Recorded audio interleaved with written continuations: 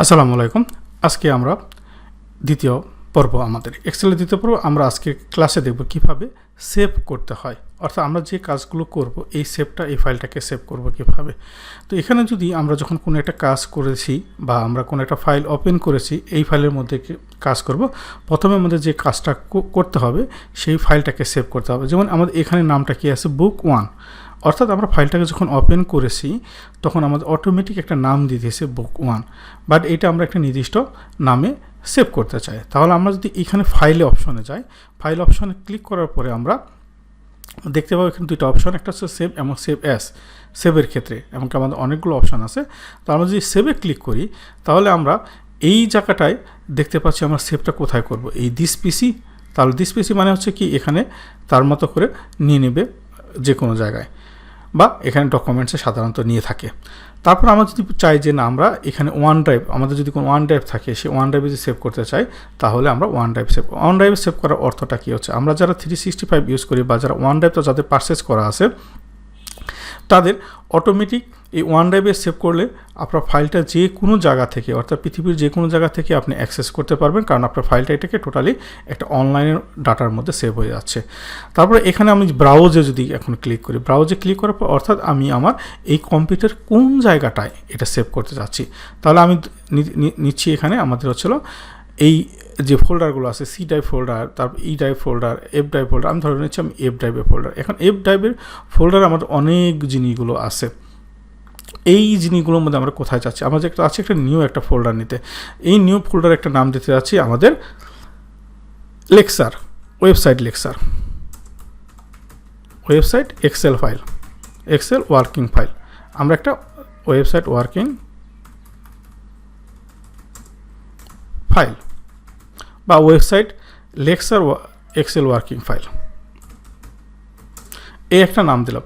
এবং এই ফোল্ডারে যদি ডবল ক্লিক করি আমরা, তাহলে আমরা এই যে দেখেন এখানে অটোমেটিক আমরা এই লোকাল যে এফ ড্রাইভে আমার যেটা আছে যে ফোল্ডারটা কি হচ্ছে, এই ফোল্ডারে এখন আমরা এই ফাইলের নামটা দেব। এই ফাইলের নামটা যখন দিচ্ছি আমরা ধরে নিচ্ছি আমরা সেভ অ্যাস বা সেভ লেকচার, আমরা একটা নাম দিলাম। এখন কথা হলো এই সেভ অ্যাস টাইপ, এটা হচ্ছে খুব ইম্পর্টেন্ট কথা।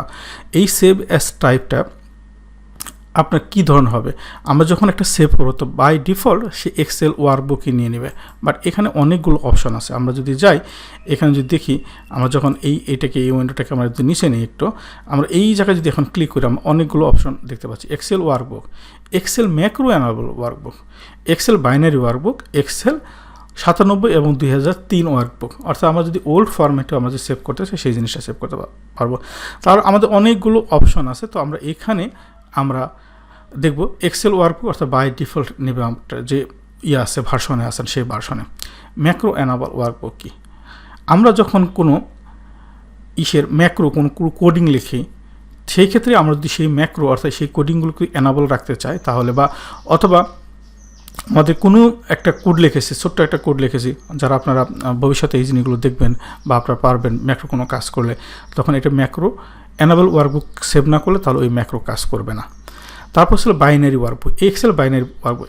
এক্সেল বাইনারি ওয়ার্কবুকের অনেক বড় বড় কাজ হয়। যেমন হচ্ছে একটা ফাইল অনেক বড়, সেই ফাইল সাইজটাকে আপনি ছোটো করবেন, সেই ফাইলটাকে যদি ছোটো করতে চান তাহলে আপনি যদি এক্সেল বাইনারি ওয়ার্কবুকে সেভ করেন তাহলে ফাইল সাইজটা যা আছে, ধরেন একটা আমরা সাধারণত কি এক্সেলে একটা ফাইল যদি 25 মেগাবাইটের উপরে হয় তাহলে এই ফাইলটা কিন্তু আমরা মেইলের মাধ্যমে পাঠাতে পারি না। সেক্ষেত্রে আমাদের কী করতে হয়, সেটাকে আমরা গুগল ড্রাইভে আমরা কাউকে পাঠিয়ে থাকি বা অন্যান্য যে ড্রাইভগুলো আছে সেই ড্রাইভের মাধ্যমে আমরা শেয়ার করে থাকি। কিন্তু আপনি যদি ওই এক্সেল ফাইলটা বাইনারি ওয়ার্কবুকে সেভ করেন তাহলে আপনার ফাইলের সাইজ যদি 25 মেগাবাইট বা 26 মেগাবাইট হয় সেটা টোটালি হয়ে যাবে 13 মেগাবাইট।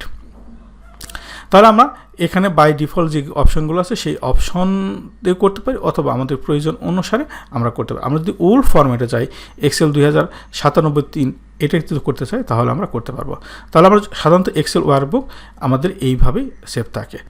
তো আমরা সেভ দেখলাম, বাট আমরা যদি এই যে সেভ লেকচার এটাকে অনেক সময় আমাদের কী করতে হয়, সেভ অ্যাস করতে হয়, যে আমার একটা মেন ফাইল যে ফাইলটা আছে এই ফাইলটা আমার থাকবে, বাট আমি এই ফাইলের মধ্যে আমি এখন নতুন কিছু কাজ করতে চাচ্ছি, এডিট করতে চাচ্ছি, কিন্তু আমি মেন ফাইলটা নষ্ট করতে চাচ্ছি না। তাহলে সেই ক্ষেত্রে আমাদের করতে হয় সেভ অ্যাস। তাহলে আমরা সেভ অ্যাস যদি করতে চাই তার মানে এই ফাইলটা কে আমরা যদি এখন সেভ অ্যাজ দিই, অর্থাৎ আমরা এখান দিয়ে যাবো হচ্ছে ফাইল অপশনে, ফাইল অপশনে যাওয়ার পর এখানে সেভ অ্যাজে ক্লিক করব, তাহলে আমরা এইখানেই যেমন সেভ অ্যাজ লেকচার আমরা এটাকে 2 দিতে পারি আমরা। তাহলে 2 দিয়ে আমরা যদি কাজ করি, তাহলে আমরা এখন যদি সেভ করি, তার মানে আমাদের ওই যে এখানে ওয়েবসাইট আমাদের সাইট দুবার লিখে ফেলেছি এক্সেল ওয়ার্কিং ফাইল, এটাকে আমাদের এখানে সেভ হয়ে গেল। এবং আমরা যদি এখন কোনো কিছু কাজ করি, এখানে যে কোনো কিছু লিখি না কেন, আমি যদি এখানে লিখি হাসান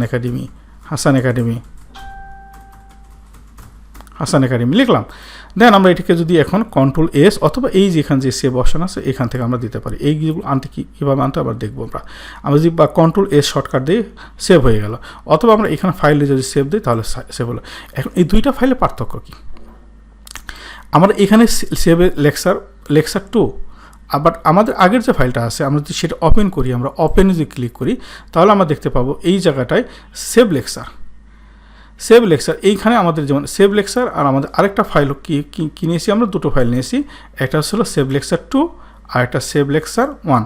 অর্থাৎ আমাদের সেভ লেকচার 1 জাস্ট আমাদের যে আগের যে ফাইলটা ছিল সেটা, এর মধ্যে কোনো চেঞ্জ নাই, বাট আমরা যে সেভ অ্যাজ করে আমার নতুন একটা কাজ করেছি তার মধ্যে সেভ অ্যাজ। অর্থাৎ আমরা একটা ফাইলকে যখন আমরা কোনো অফিস থেকে হোক বা কোনো কারো মাধ্যমে একটা ফাইল পেয়েছি, বা আপনি নিজে একটা কাজ করেছেন, সেই কাজ থেকে ওইটাকে অক্ষত রেখে আপনি নতুন করে ওর উপর কাজ করবেন, তাহলে সেই ক্ষেত্রে আমরা সেভ অ্যাজ করব। আশা করি বুঝতে পেরেছেন লেকচারটি। Happy learning.